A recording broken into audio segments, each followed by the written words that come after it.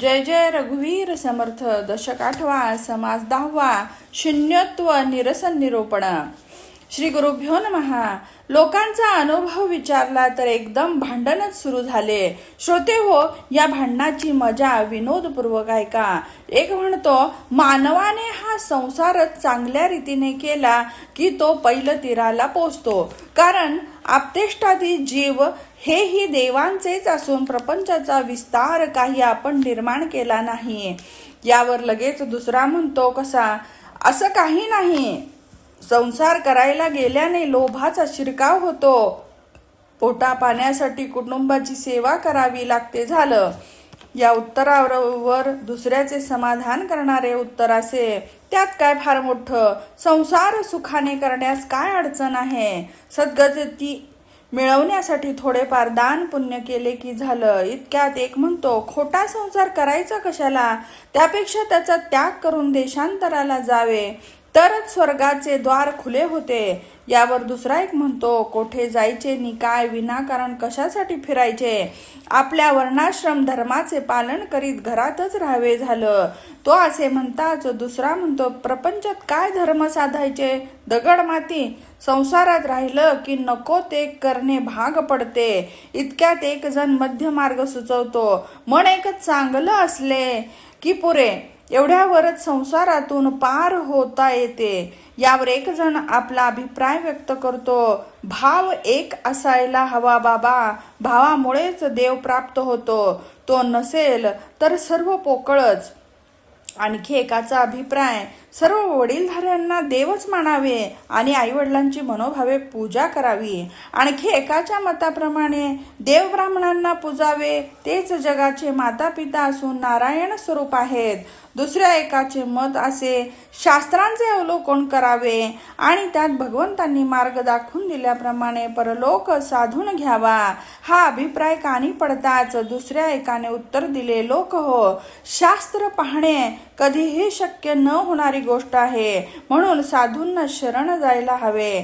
यावर सर्वांचे उत्तर खोडून काढत एक म्हणतो, या सर्व गोष्टी सोडून द्या. निष्कारण बडबडण्याने काय होणार? सर्वात मुख्य म्हणजे अंतरंगात भूतदया असावी. मानवी सार्थकतेबद्दल एक म्हणतो, कसा? आपले आचरण जपून मृत्यूसमयी परमेश्वराचे नाव घेतले की काम झाले. यावर दुसरा उद्गारतो, अंतसमयी नामस्मरण घडायलाही पुण्य लागते. ते नसेल तर नामस्मरणाचा विसर पडतो. यावर तिसरा उत्तर देतो, अंतसमयाची वाट न पाहता जिवंत असतानाच सार्थक करून घ्यावे. हे ऐकून जवळ बसलेला एक जण आपला निर्णय सांगतो, असे असेल तर त्यासाठी तीर्थाटन करावे. त्याचे म्हणणे न पटलेला एक म्हणतो, तीर्थयात्रा म्हणजे नुसता वैतागच आहे. तेथे गेल्यावर काय भेटते? तर दगड आणि पाणीच, होय ना? तेथील पाण्यात बुडी मारून थंडीने कुडकुडत त्रास भोगायला कोणी सांगितले आहे? सांगा बाबांनो. हे विधान ऐकणारा रागाने म्हणतो, अशी बडबड करणे बंद करा. या भूतलावर कितीतरी तीर्थे आहेत, त्यांचा महिमा खूप आहे. नुसत्या तीर्थ दर्शनानेच पंच महापातक जळून राख होतात. या दोघांच्या टोकाच्या भूमिकेतून सुवर्ण मध्य काढत एक म्हणतो, तीर्थ आहेत ही गोष्ट खोटी नाही, पण मुख्यत्वे करून मन आवरणे हेच महत्वाचे आहे. असे म्हणून हा विषय संपवतो. हे ऐकताच दुसरा एक म्हणतो, निरायासपणे कीर्तन करायला हवे. त्याचे बोलणे संपते न संपते तोच तिसरा एक पुढे येऊन म्हणतो, सर्वांपेक्षा हठयोग श्रेष्ठ आहे. प्रथम तेच साधून देहाला अमर करून सोडावे. यावर एक म्हणतो, असा काळ घालवणे योग्य नाही. या सर्वच गोष्टी खोडून काढत दुसरा एक म्हणतो, भक्तीचा सुलभ मार्ग बाबांनो.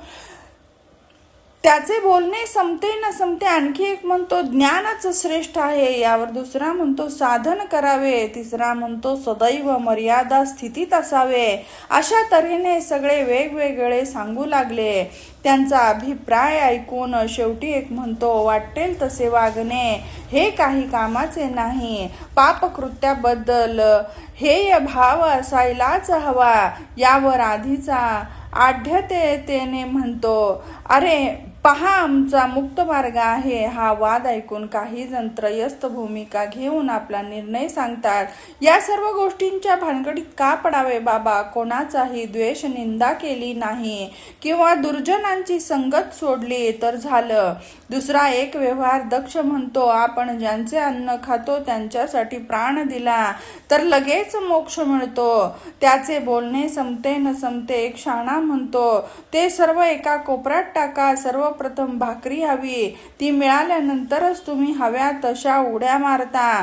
असा प्रत्येक जण आपला शोध पुढे करतो. त्यावर एक सामान्य माणूस सिद्धांत सांगतो, मुख्यतः पाऊस पडायला हवा हो, तो पडला की सर्व साधन वगैरे करता येते. एकूण दुष्काळ पडू नये बाबा. वर विवरलेल्या लोकांव्यतिरिक्त दुसरा एक म्हणतो, बरेच तप केले तर सर्व सिद्धी प्राप्त होतात. त्यावर लगेच आणखीन एक म्हणतो, ते काय करता? आधी इंद्रपद मिळवायला हवे, त्याला अनुमोदन देत दुसरा एक म्हणतो, खरं आहे, आगम मार्गाने वेताळाला प्रसन्न करून घेतले तर आपणास त्यांच्या साह्याने देवाचे दर्शन घडेल. त्याच्या या अपूर्व शोधावर एक म्हणतो, अघोर मंत्राने आपण मुक्त होतो, त्याचप्रमाणे लक्ष्मीही प्रसन्न होते. यावर दुसरा म्हणतो, सर्व धर्म लक्ष्मीच्या मागेच असल्यामुळे खरे क्रियाकर्म कुठले नि काय? त्याला संमती देत एक म्हणतो, खरं आहे, संपत्तीचा माज आल्यामुळेच वाईट घटना घडतात. या सर्व गोष्टी सोडून एक म्हणतो, प्रयत्नपूर्वक मृत्युंजय जप करावा, त्याने सर्व इच्छा पूर्ण होतात. हे ऐकून एक म्हणतो, तसे नाही, वटुभैरवामुळेच वैभव प्राप्ती होते. लगेच दुसरा म्हणतो, झोटिंगच सर्व देतो. तिसरा म्हणतो, काळी कंकाळी देते. चौथा म्हणतो, भद्रकाली देते. असे सर्वजण आपापले दैवत सांगत असताना एक विचित्र व्यक्ती ते सर्व बाजूला सारून चांडाळणीचे उष्टे सेवन करायला हवे असे म्हणते. अनेक जण गणेश, भोळाशंकर, देवी इत्यादी आपापले देवच लगेच पावतात असे म्हणतात.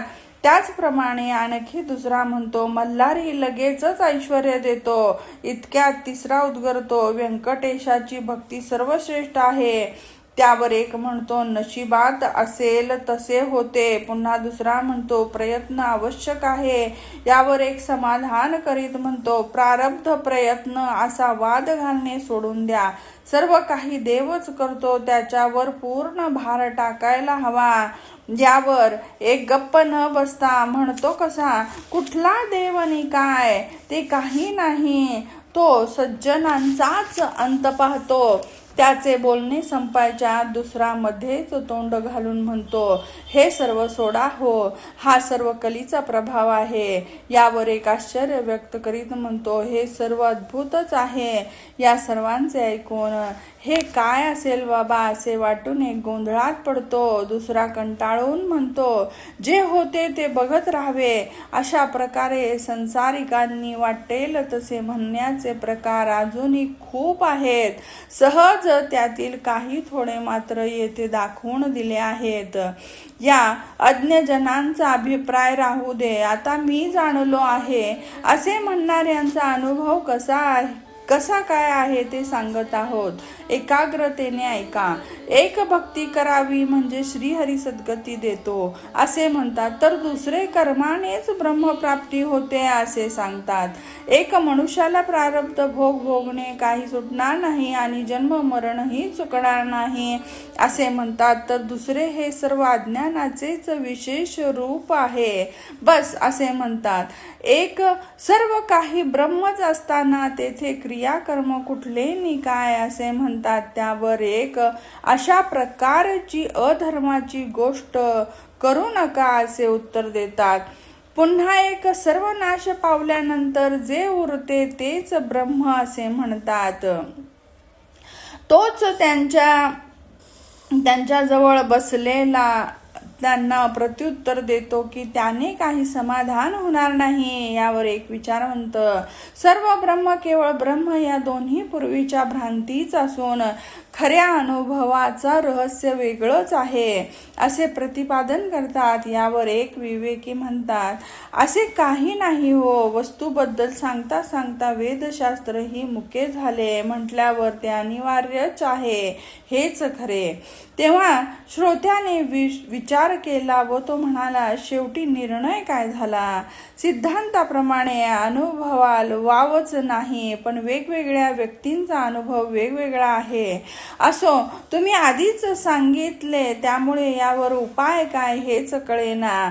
सद्गुरू जाणले आहे असे म्हणणाऱ्यांचे 3 प्रकार आहेत. त्यातील पहिले साक्षीत्वाने जाणतात, तो साक्षी वेगळाच आहे असे प्रतिपादन करीत आपण तो दृष्टाच असलेल्याची अनुभव स्थिती प्राप्त करून घेतात.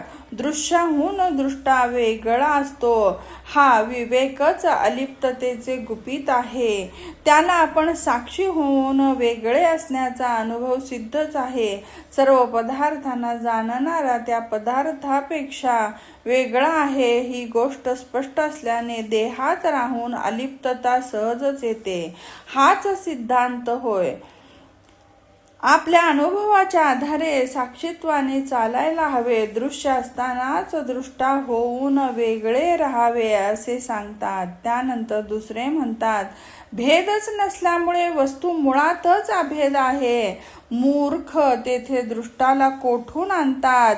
सर्वच साखरच असल्यावर त्यात कडूपणा का शोधावा? त्याचप्रमाणे आपला अनुभवाने सिद्ध झाल्यावर सर्व ही ब्रह्म आहे म्हटल्यावर दुष्टा कुठला?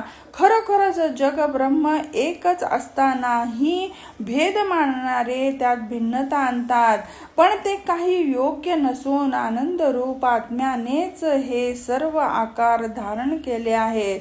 विरघळलेले तूप घट्ट होते त्याप्रमाणे निर्गुण ब्रह्मच गणरूपाला आलेले असताना पुन्हा दृष्टा वेगळा आहे असे वेगळे करून काय करायचे?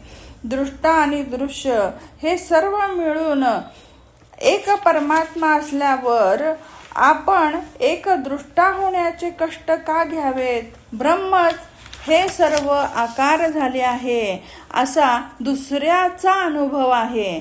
त्याच्या मताप्रमाणे आत्म्यानेच सर्व रूप धारण केले असल्यामुळे आपण एकटे वेगळे होऊन राहणे अशक्य आहे. आतापर्यंत 2 मतांबद्दल सांगितले.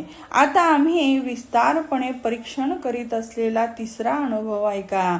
तिसरे म्हणतात की प्रपंचाचे निरसन केल्यानंतर उरणारे काही नसलेला तोच देव आहे. हे सर्व दृश्य वेगळे करून उरणारे अदृश्य ब्रह्म आहे ही गोष्ट अनुभव सिद्ध आहे. पण त्याला ब्रह्म म्हणू नये. शून्यत्वाला ब्रह्म कसे काय म्हणू शकता?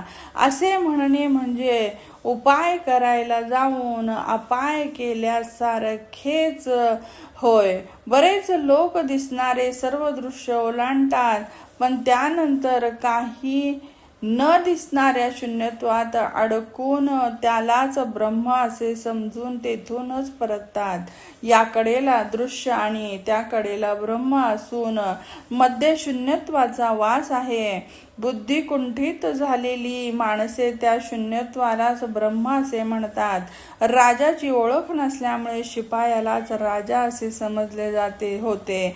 पण राजा पाहिल्यावर आधीचा समज खोटा ठरला.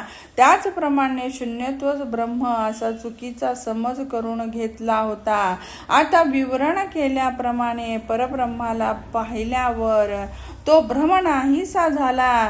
राजहंस जसा दूध घेऊन पाणी टाकून देतो तद्वत विवेकानेच हा सूक्ष्म आतंक नाहीसा करावा. येथे प्रथम दृश्य सोडून त्यानंतर शून्यत्व ओलांडून मूळ मायेच्या पलीकडील परब्रह्माला पाहायचे आहे. ब्रह्म वस्तू पाहायची असेल तर मुळात तेच आपण होण्याची अभिन्नता धारण करावी लागते. असे आपणच ब्रह्म न होता ब्रह्माला वेगळे करून पाहायचा प्रयत्न केला तर वृत्ती शून्यत्वात अडकते. आणि ते शून्यत्वच ब्रह्म आहे असे संशयाचा शिरकाव होतो. आपणच वस्तू होणे हीच वस्तू पाहण्याची रीत असून वेगळे राहिलो तर निश्चितपण शून्यत्वच पदरी येते. म्हणून शून्यत्व कधीही परब्रह्म होऊ शकत नाही. ही गोष्ट तूच तुझ्या अनुभवाने वस्तुरूपच होऊन पहा बाबा. आपण आत्मा आहोत ही गोष्ट निश्चित असताना पुन्हा शून्यत्व इत्यादी दिसणाऱ्या मनाला आपण असे समजू नये. गुरु तूच आत्मा आहेस असे सदैव समजावून सांगत आहेत ना. ज्ञानी पुरुषांनी मी मन आहे अशी नसलेली गोष्ट कधीही सांगितली नाही. मग कोणाच्या तरी बोलण्यावर मी मन नाही यावर विश्वास कसा ठेवावा. शुद्ध आत्मानुभव हा ज्ञानी पुरुषांच्या वचनावर श्रद्धा ठेवल्यानेच येतो. सारांश मनाचा स्वभावच शून्यत्व इत्यादींची कल्पना करण्याचा आहे.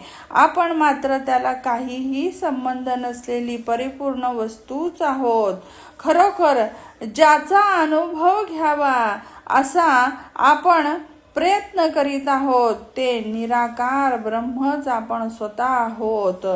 सर्वजणच आपला अनुभव घेतात. एक जीव धन मिळवावे म्हणून गेला असताना तो आपणच धन होऊन गेला आणि भाग्यवान लोक ते धन उपभोगू लागले म्हणे. देहबुद्धी सोडून आत्मा झालेल्या साधकांची स्थिती ही वर सांगितल्याप्रमाणेच होते झालं.